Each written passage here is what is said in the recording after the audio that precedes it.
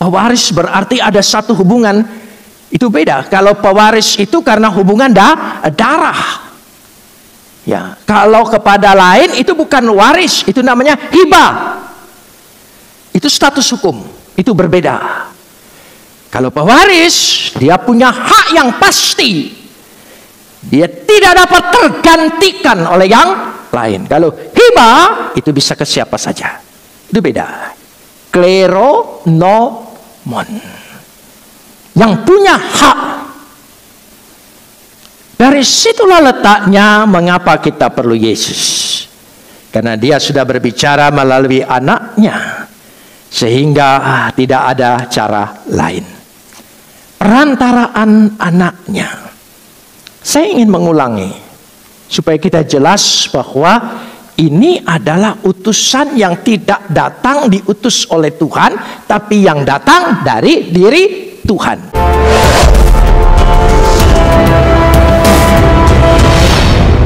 Besem haab wehaben weruah hakodes Elohe Echad. Dalam nama Bapa, Putra dan Roh Kudus, Tuhan yang Esa.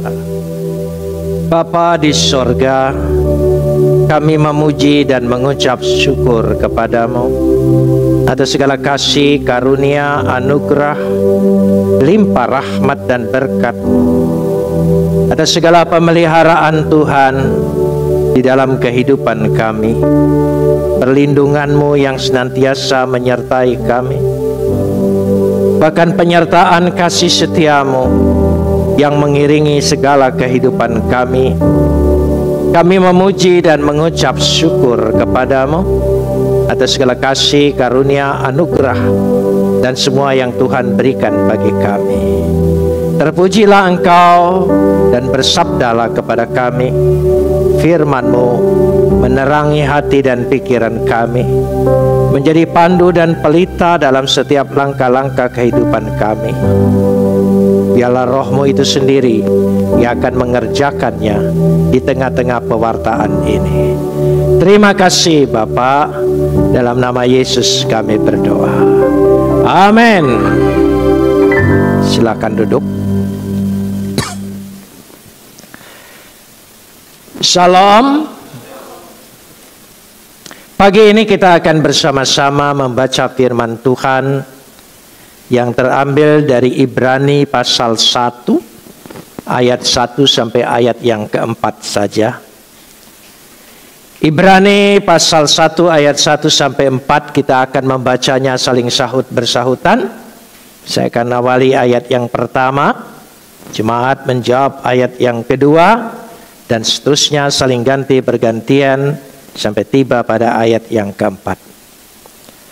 Setelah pada zaman dahulu Tuhan berulang kali dan dalam berbagai cara berbicara kepada nenek moyang kita dengan perantaraan nabi-nabi. Ayat 2.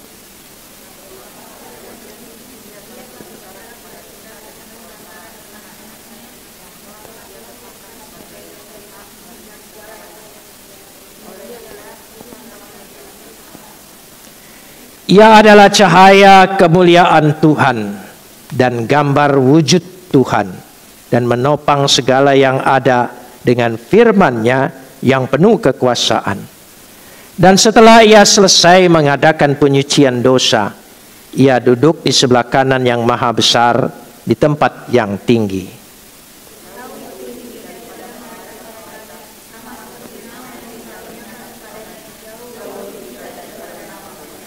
Kita sambut firman Tuhan. Kapot leha Adonai Elohenu kapot leha. Segala kemuliaan ya Adonai Tuhanku, kemuliaan bagimu. Saudara yang dikasihi Tuhan, kita tetap ingin berbicara tentang Kristus, karena rupanya masih tetap relevan menjadi pergumulan orang Kristen, baik di dalam kekristenan sendiri maupun ternyata pada iman yang lain. Di sini saya ingin mengatakan ada dua kata yang penting dulu. Yang pertama ada kata zaman dahulu. Ada yang kedua ada zaman akhir. Dua kata itu, zaman dahulu, zaman akhir. Maksud zaman dahulu itu adalah palai. Palai dalam bahasa Yunani. Sudah lama. Pada dahulu. Atau lebih tepatnya sudah berlalu. Itu kata zaman dahulu itu palai. Pada zaman akhir disebut eschatau. Eschatau. Yaitu terakhir. Tidak ada lagi. Menunjukkan pada kedudukan urutan atau waktu atau jarak ujung, paling akhir, dan tidak ada yang lain. Jadi hal yang seperti itu ada dua perbedaan. Pada awal, zaman awal yang lalu, ya sudah lalu, dan yang sekarang.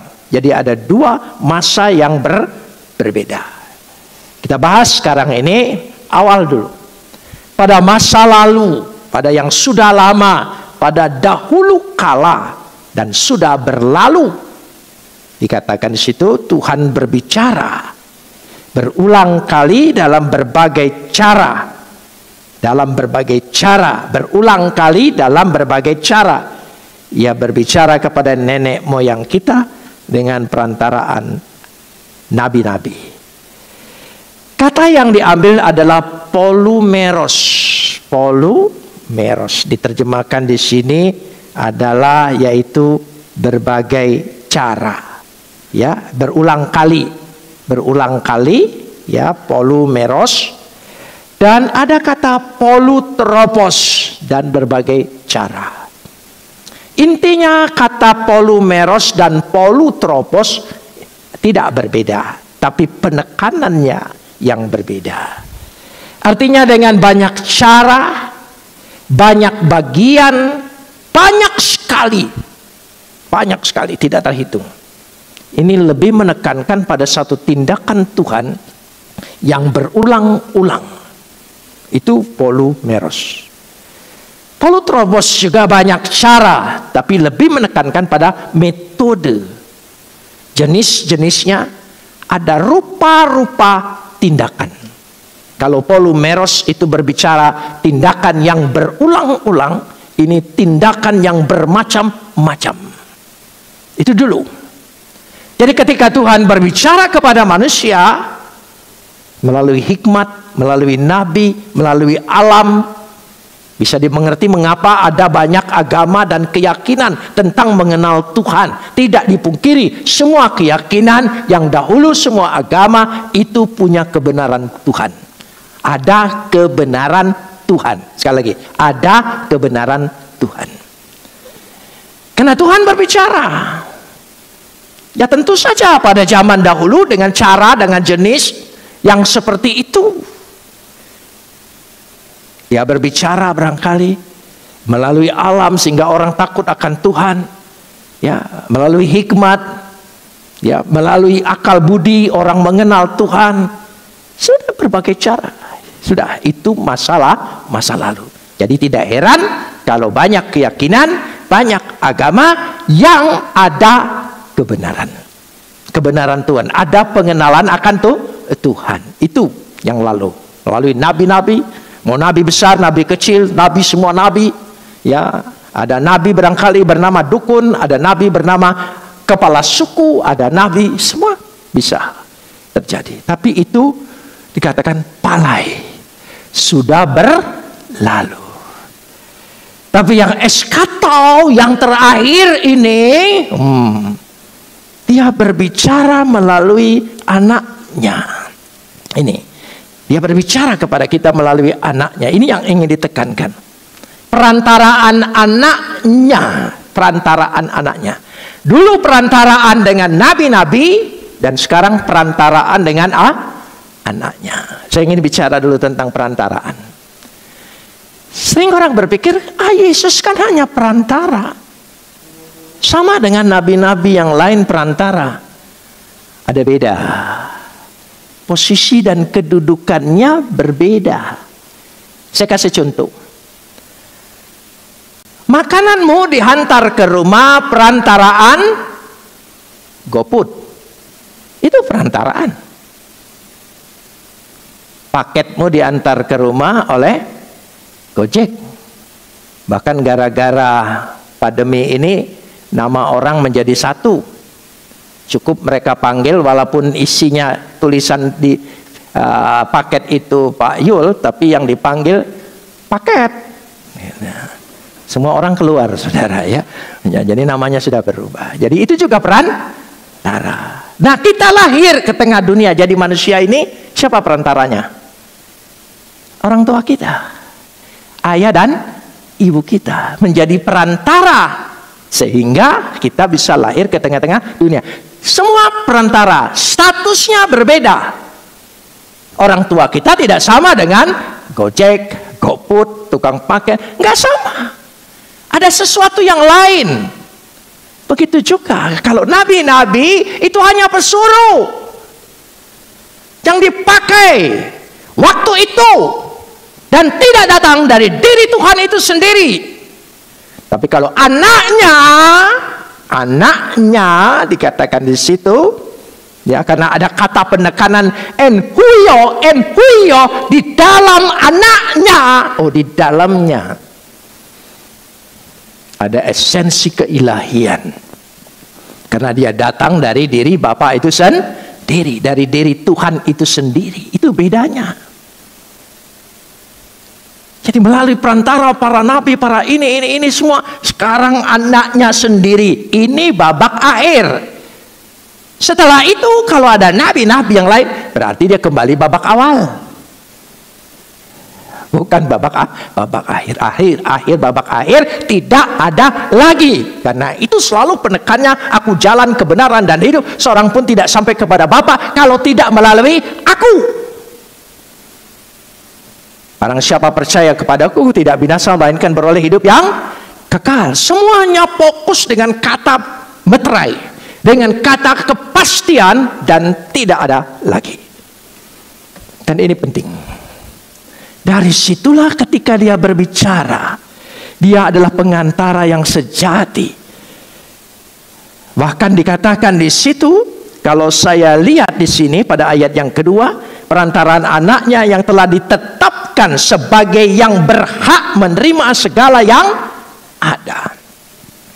Sebagai yang berhak, ya, sebagai ketetapan. Kleronomon. Kleronomon, dua kata. Nomon itu nomos, hukum. Makanya diterjemahkan sebagai pewaris. Pewaris berarti ada satu hubungan. Itu beda. Kalau pewaris itu karena hubungan darah. Ya, kalau kepada lain itu bukan waris, itu namanya hibah. Itu status hukum, itu berbeda. Kalau pewaris, dia punya hak yang pasti. Dia tidak dapat tergantikan oleh yang lain. Kalau hibah, itu bisa ke siapa saja. Itu beda. Kleronomon. Yang punya hak.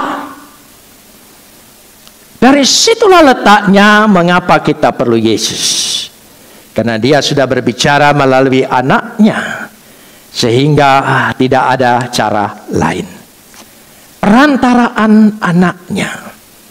Saya ingin mengulangi supaya kita jelas bahwa ini adalah utusan yang tidak datang diutus oleh Tuhan, tapi yang datang dari diri Tuhan. Boleh dikatakan dia keluar dari diri Bapa.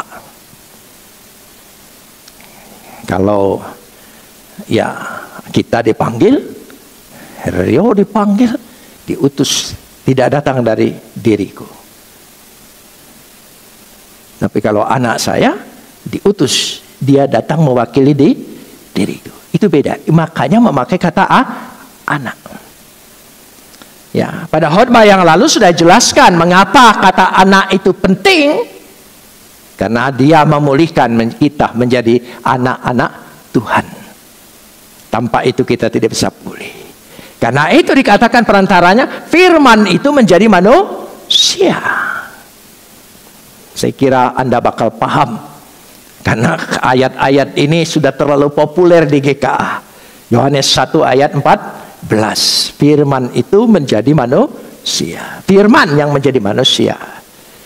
Ya, jadi bukan manusia yang dijadikan Tuhan. Tidak, dia datang dari diri Tuhan menjadi manusia. Jadi ada orang salah ngerti, tidak apa-apa kalau dia salah ngerti, karena dia tidak tahu betul. Hanya dengar-dengar, sepintas, salah ngerti, tidak usah emosi, kita jelaskan. Lalu kalau dijelaskan tidak juga mengerti, itu urusan dia. Ya. Lalu dia bilang, oh tidak, harus seperti ini. Ini keyakinanmu atau keyakinan saya? Gitu. Keyakinan saya kok harus mengikuti pendapatmu, itu keliru. Itu dari situ. Sudah, ini penting sekali. Nah, karena firman itu menjadi manusia untuk menyatakan Tuhan. Berulang kali, Yohanes 1 ayat 18. Bahwa ini ada satu perbedaan untuk menekankan perantaraan tadi. Jadi di dalam dirinya atau dirinya sendiri itu adalah penyataan Tuhan. Tuhan memberikan pernyataan, bukan dengan surat tertulis, bukan dengan utusan yang mengucapkan, bukan, tapi dengan firman yang menjadi manusia untuk menyatakan itu adalah Tuhan. Banyak utusan, tapi ada beda. Ya, kita mengutus orang, ya, tapi orang itu hanya atas nama kita, tidak punya otoritas untuk mewakili diri kita. Ada beda. Jadi utusan bisa semua diutus. Nah, negara kita, Republik Indonesia, mengutus utusan resmi ke negara lain untuk menjadi duta besar. Saudara, apa bedanya utusan itu? Dia punya otoritas atas nama Republik Indonesia untuk hadir di negara itu dan terlindungi, punya wewenang, punya segala sesuatunya. Makanya kedutaan itu tidak bisa diganggu gugat karena itu dianggap negaranya. Dia mewakili. Itu bedanya. Jadi ada utusan yang tidak datang dari diri Tuhan, tapi Tuhan mengutusnya, yaitu masa lalu, palai. Masa yang sudah berakhir. Kalau sekarang, zaman sekarang setelah masa akhir masih ada yang ngaku nabi, gampang saja, nabi palsu. Ya, itu jelas saja. Jadi karena ini sudah selesai. Firman itu menjadi manusia karena Bapa itu roh. Kita tidak bisa melihat Bapa, tapi melihat Yesus itu sudah melihat Bapa. Nanti kita lihat ayat yang lain, ya. Kita lihat dulu Yohanes 14 ayat 9 dan 10. Yohanes 14 ayat 9 dan 10. Kata Yesus kepadanya, telah sekian lama aku bersama-sama kamu, Filipus, namun engkau tidak mengenal aku. Barang siapa telah melihat aku, tolong sambung, ia telah melihat Bapa. Bagaimana kau berkata, tunjukkanlah ya aku, tunjukkanlah Bapa itu kepada kami. Tidak percayakah engkau bahwa aku di dalam Bapa dan Bapa di dalam aku? Ya. Jadi apa yang aku katakan tidak aku katakan dari diriku sendiri, tetapi Bapa yang diam di dalam aku. Itu keilahian. Saudara, kenapa saya harus berbicara ini berulang-ulang? Ternyata banyak orang Kristen juga bingung dengan keyakinannya. Mungkin karena istilah, mungkin karena bahasa. Tapi saya selalu memaklumi keterbatasan bahasalah yang membuat kita salah mengerti atau salah memahami. Keterbatasan bahasa ini sebetulnya, kalau kita ingin mengingat dan mempelajari firman Tuhan, maka firman Tuhan begitu jelas memberikan arahannya, ya, memberikan arahannya. Sebab melalui firman itu, pada ayat yang ketiga dikatakan, ini lebih tegas lagi, ia adalah cahaya kemuliaan Tuhan dan Tolong sambung. Gambar wujud Tuhan. Ya, ada 3 kata sini. Dia adalah cahaya kemuliaan Tuhan dan gambar wujud Tuhan. Ya, dan menopang segala yang ada dengan firman-Nya. Dia adalah cahaya kemuliaan Tuhan.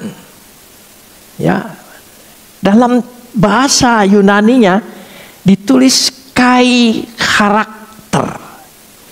Kai karakter. Karakter.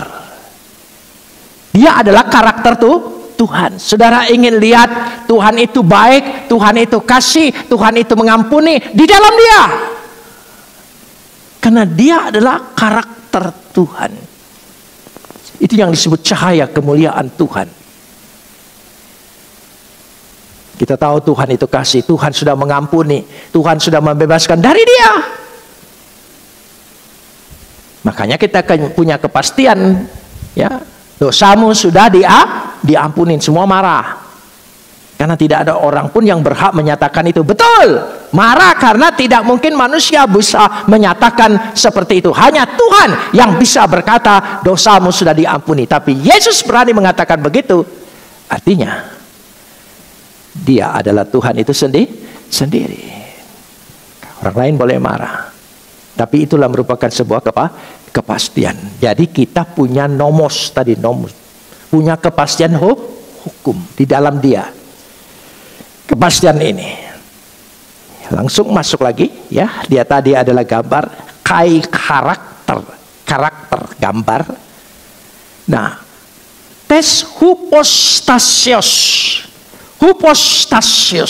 substansi, zat ilahi itu. Substansi ilahi, zat ilahi itu ada di dalam dirinya. Dari sinilah letaknya. Karena itu, ya, dikatakan peron menopang. Jadi firman itu menopang segala sesuatu. Dia pondasinya dari Dia. Jadi kalau kita bisa melihat hal seperti ini, 3 kata ini untuk menegaskan begitu pentingnya. Dan surat ini ditulis surat Ibrani.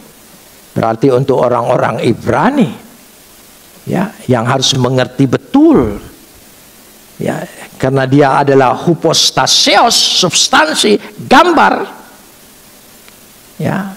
Padahal manusia pertama juga diciptakan menurut gambar, dan gambar itu sudah hilang. Berulang kali saya ceritakan, dan gambar ini turun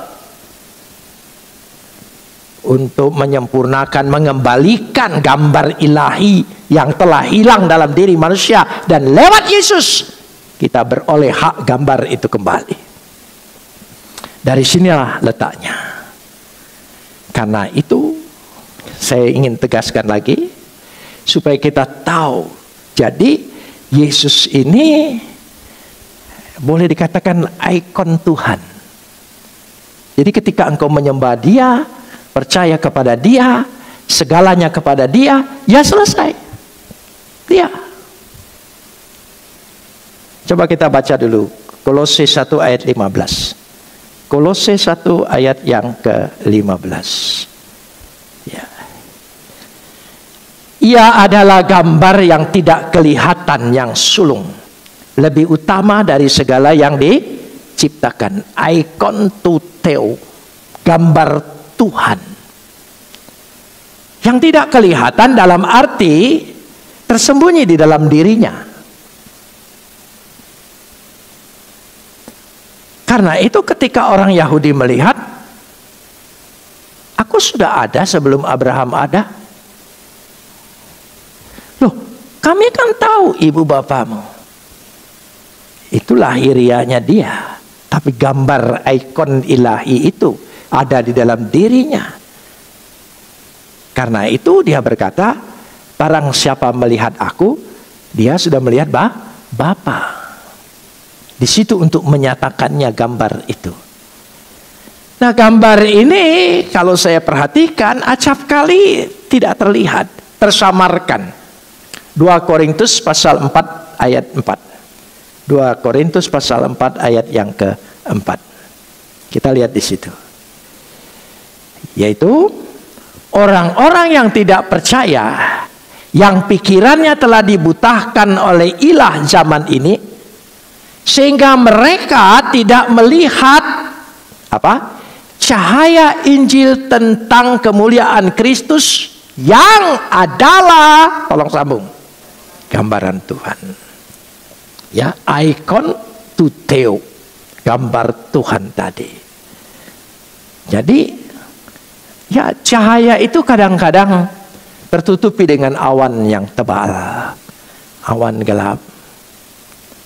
Jadi kalau anak kecil akan berkata, itu mataharinya hilang. Ya, kalau siang hari matahari tidak pernah hilang. Tapi karena mendung, cuaca gelap, ya, awan tebal tidak kelihatan. Dan awan tebal inilah yang meliputi pikiran manusia, kehidupan manusia, karakter manusia. Karena itu seringkali saya tekankan, orang sekarang lebih percaya, lebih menyembah istilah daripada Tuhan. Orang sekarang lebih percaya agama daripada Tuhan. Saya tidak menyembah agama. Saya tidak peduli agama mau ada tidak ada. Saya peduli hanya satu, Tuhan. Tapi Tuhan juga saya kenal melalui satu pribadi yang pasti, yaitu Yesus Kristus. Amin.